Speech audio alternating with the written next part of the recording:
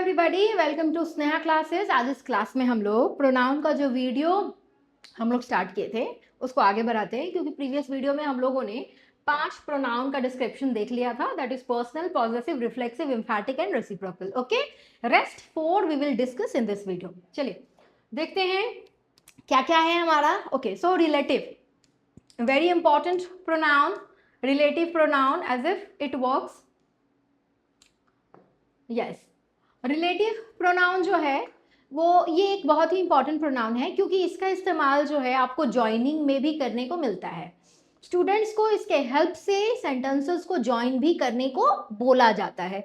उसके लिए आपको पता होना चाहिए कि रिलेटिव प्रोनाउन का इस्तेमाल कैसे करते हैं। Plus you will see the given so many words as if who, whom, whose, which.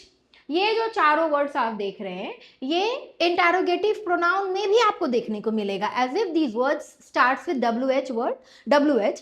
And WH words जो होते हैं वो क्या होते हैं? क्वेश्चन वर्ड्स होते हैं। आप क्वेश्चन करते हो इन वर्ड्स के हेल्प से। तो how will you define that difference between the relative and that interrogative pronouns? clear? I will discuss this. चलिए देखिए, सबसे पहले आप समझे रिलेटिव प्रोनाउन क्या होता है। बेसिकली प्रोनाउन जो होता है ये यूज किया जाता है टू कनेक्ट अ क्लॉज और व्हाट अ फ्रेज। इसमें दो नए नए वर्ड्स हम लोगों को देखने को मिला, जो कि क्या क्या है? क्लॉज है और दूसरा क्या है? फ्रेज है। सुनो, यहाँ पे हम क्लॉज और फ्रेज जो है शॉर्टली आपको डिस्क्राइब कर दे रहे हैं। सुनो, क्लॉज इज व्हाट? क्लॉज क्या है? ये भी है group of words with what? With subject and verb. Very important. अगर गिवन वर्ड्स को आपको क्लॉज डिफाइन करना है तो there should be subject and verb, that is compulsory. Okay, sentence में अगर सब्जेक्ट और वर्ब है तभी वो गिवन ग्रुप ऑफ वर्ड्स को आप क्या बताते हैं? क्लॉज बताते हैं। क्लियर? अभी देखो, now again phrase is also what? Group of words, but लेकिन without subject and verb. Clear?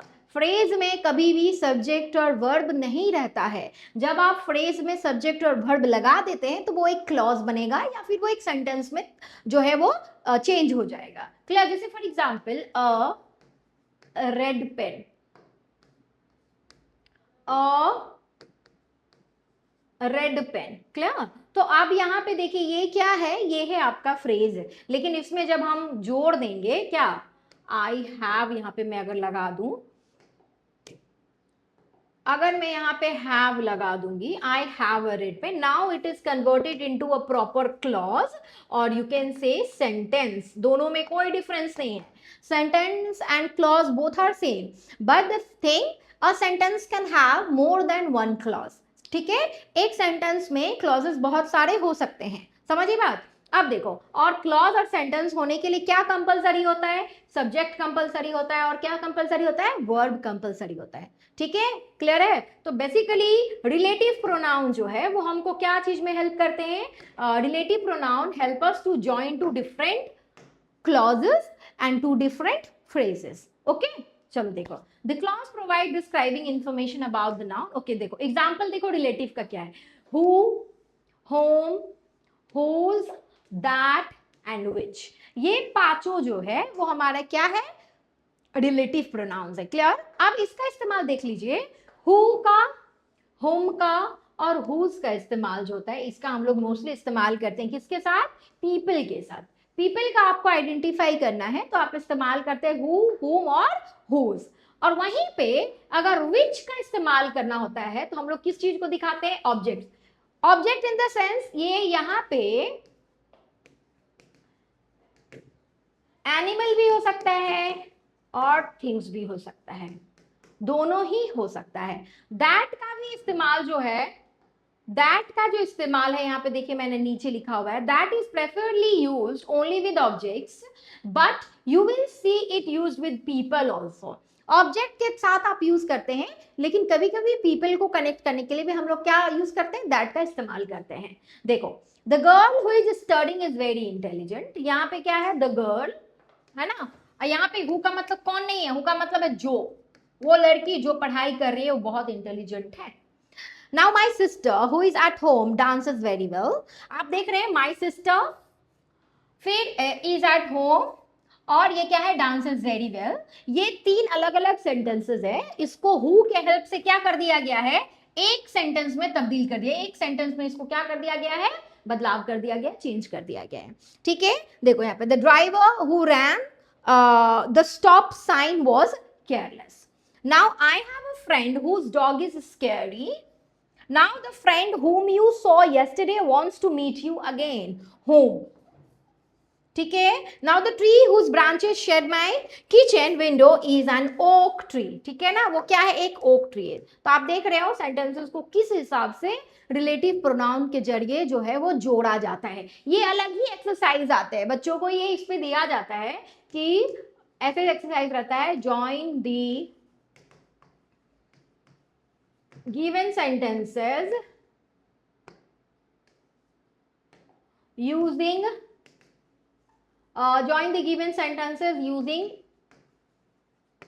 relative pronoun। ठीक है ना, कहीं कहीं पे रिलेटिव प्रोनाउन दे देगा और कहीं कहीं पे नहीं देगा। तो जहां पे नहीं देगा तो उस केस में आपको जो है रिलेटिव प्रोनाउन जो हमारे 5 है वो आपको याद रखने हैं। क्लियर है, समझ में आई बात? चलो अभी आगे बढ़ते हैं। नेक्स्ट है हमारा क्या, डेमोन्स्ट्रेटिव। Very important. डेमोन्स्ट्रेटिव का मतलब क्या होता है? डेमोन्स्ट्रेटिव का मतलब होता है कोई भी चीज समझाना विद हेल्प ऑफ इंडिकेशन। हाँ, मतलब इशारे से समझाना। जब आप इंडिकेशन के हेल्प से जब समझाते हैं तो उसको आप क्या बोलते हैं, डेमोन्स्ट्रेट करना बोलते हैं। जैसे आप मैथ्स के अक्सर एग्जाम्पल में देखेंगे डेमोन्स्ट्रेशन लिखा रहता है वहां पर। डेमोन्स्ट्रेशन का मतलब क्या होता है कि आपको दिखाया जा रहा है कि किस हिसाब से आपको सम्स को आगे बढ़ाना है। Clear? So this is again demonstrative pronouns. Demonstrative pronouns जो होते हैं इसका इस्तेमाल ही किया जाता है टू पॉइंट आउट समथिंग। क्या करने के लिए? किसी भी चीज को पॉइंट आउट करने के लिए या specific with in a sentence. ठीक है, देखो कैसे है दैट, ये है हमारे पास, देखो कैसे ये है, 4 हमारे पास होते हैं, ये दिस और दैट। क्लियर? दिस का प्लूरल फॉर्म होता है क्या, दिस, और दैट का होता है क्या, दोज। अब समझो दिस का इस्तेमाल हम लोग करते हैं, कोई भी चीज जब हमारे पास होता है तो हम लोग क्या इस्तेमाल करते हैं, दिस का इस्तेमाल करते हैं। लेकिन वही चीज जब दूर हो जाए, फार अवे हो जाता है, तो हम लोग क्या इस्तेमाल करते हैं, दैट इस्तेमाल करते हैं। फॉर एग्जाम्पल सी, ये एक ट्री बना रही हूं मैं और ये यहाँ पे दे रही हूं, और अब यहाँ पे दे रही हूं और एक ट्री यहाँ पे बना रही हूं। हाँ देख लो, तो एक चीज समझिए, यहाँ पे ट्री के पास है ना, ये बंदा है, ये ट्री के पास है, इसीलिए आप ये लगाएगा दिस ट्री। और ये यहाँ पे एक बंदा है और यहाँ पे देखो दूरी है ना, तो लगाएगा क्या, दैट ट्री। ऑब्जेक्ट तो दोनों सेम ही है, ऑब्जेक्ट में कोई बदलाव नहीं है, ऑब्जेक्ट के पोजीशन में बदलाव है। आप you can see the boy is standing near this tree, so in this case he will use what, this, to indicate that particular tree. But if I am saying, आप देखो अब यहाँ पे क्या हो गया, ये जो है लड़का को यहाँ पे बना देते हैं। हाँ अभी नाउ इट्स फाइन। अभी देखो ये बॉय यहाँ पे खड़ा है, इसके बीच में और इस ट्री के बीच में बहुत दूरी आ गई है, तो ये बंदा क्या इस्तेमाल करेगा, दैट का इस्तेमाल करेगा। समझ आई बात? क्लियर है? तो कभी भी कोई भी चीज अगर आपके पास है तो उसको इंडिकेट करने के लिए आप लगाते हो दिस, और अगर प्लूरल है, वही पास में जो चीजें हैं वो प्लूरल है, तो आप लगाओगे दीज। क्लियर? और दूर के लिए दैट, और अगर वो प्लूरल है तो उस केस में क्या लगाओगे, दोज। क्लियर है? समझ आई बात? और 2 प्रोनाउंस होते हैं, आप याद रखिएगा, नन और नीदर। इसका भी इस्तेमाल करते हैं हम लोग डेमोन्स्ट्रेट करने के लिए समहाउ। देखो अब आगे देखो, वहीं पे एग्जाम्पल दिया हुआ है that this is my favourite dress, this was mother's shoes, is this pencil, do you know that he told the truth, these shoes and those animals। clear? आप देख रहे this that those का example दिया हुआ है यहाँ पे। Okay चले आगे। अभी देखो next interrogative and then last one is indefinite. Okay interrogative, इसको तो ये इजी है, आप नाम से ही समझ जाएंगे कि इंटरोगेटिव प्रोनाउन का जो इस्तेमाल होता है, करते हैं हम लोग क्या करने के लिए, टू आस्क क्वेश्चन। क्या करने के लिए? आपको जब क्वेश्चन पूछना रहता है तो आप क्या इस्तेमाल करते हैं, इंटेरोगेटिव प्रोनाउन का इस्तेमाल करते हैं. वही there are 5 main interrogative pronouns, who, whom, what, which, whose. Clear? And what is used to ask about things or animals. देखो क्या, what is your favorite color, what do you want, whose pen is this, who do you think took the. ये देखो यहाँ पे who का इस्तेमाल किया गया है क्वेश्चन पूछने के लिए. और इसी चीज को अगर मैं लिखूं यहाँ पे, the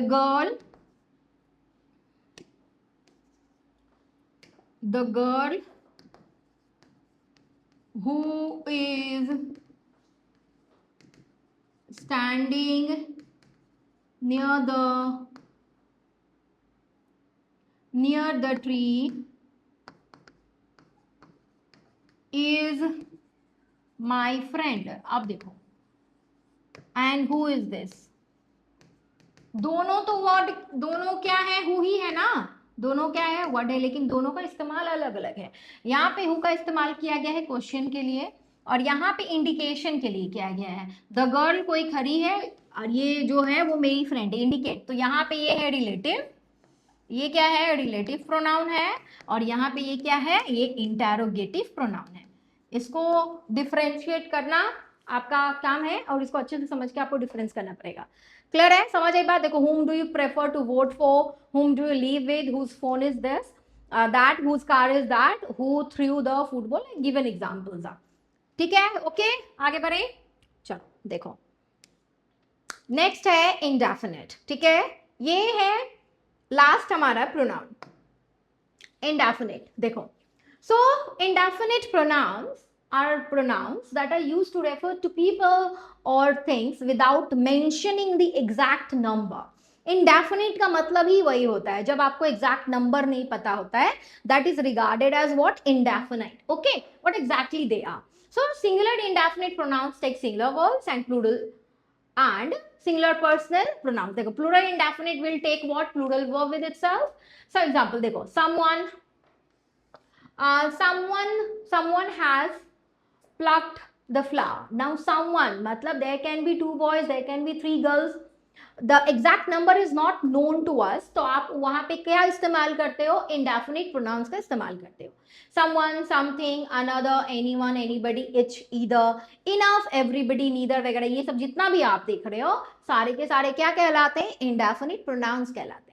ठीक है, जब एग्जैक्ट नंबर ऑफ पर्सन पता ना हो, नंबर पता ना हो.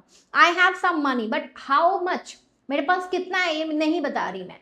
सो now that everybody is here, everybody means what, how many person, you are not identifying that, कितना लोग है, तो उस केस में आप एवरीबडी इस्तेमाल करो, मतलब that is indefinite pronoun. I am sure I have forgotten something. क्या भैया, क्या भूल गए, समथिंग, कुछ भूला, दो क्या भूला, कुछ क्लियर नहीं है, तो something. Can anyone answer this question, क्या कोई भी जवाब दे सकता है. There are so many people and I am asking कि क्या कोई भी दे सकता है, can anyone. Now it was really dark and I could not see what, anything. Now we can go anywhere we want to, कहीं भी जा सकते हैं हम लोग. तो दैट मतलब कहीं भी मतलब कोई भी जगह हो सकता है. Basically the place is not clear. Okay, तो जब चीजें क्लियर ना हो और उस चीज को इंडिकेट करने के लिए आप प्रोनाउन का इस्तेमाल करते हैं, तो वो प्रोनाउन क्या कहलाता है, इंडेफिनिट प्रोनाउंस कहलाता है. Clear, okay. हाँ, बस यही था हमारा क्या, last pronoun. So we have completed our pronoun chapter and I will surely come with some exercise based on this chapter, that is pronoun. लेकिन तब तक के लिए आपको वीडियोस देखना है, अच्छे से समझना है और कमेंट करके बताना है कि क्या है, समझ में आ रहा है, कोई डाउट हो रहा है तो कमेंट करके आप मुझे बता सकते हैं. ठीक है, तब तक के लिए मेरे क्लास के साथ बने रहें. Thank you so much.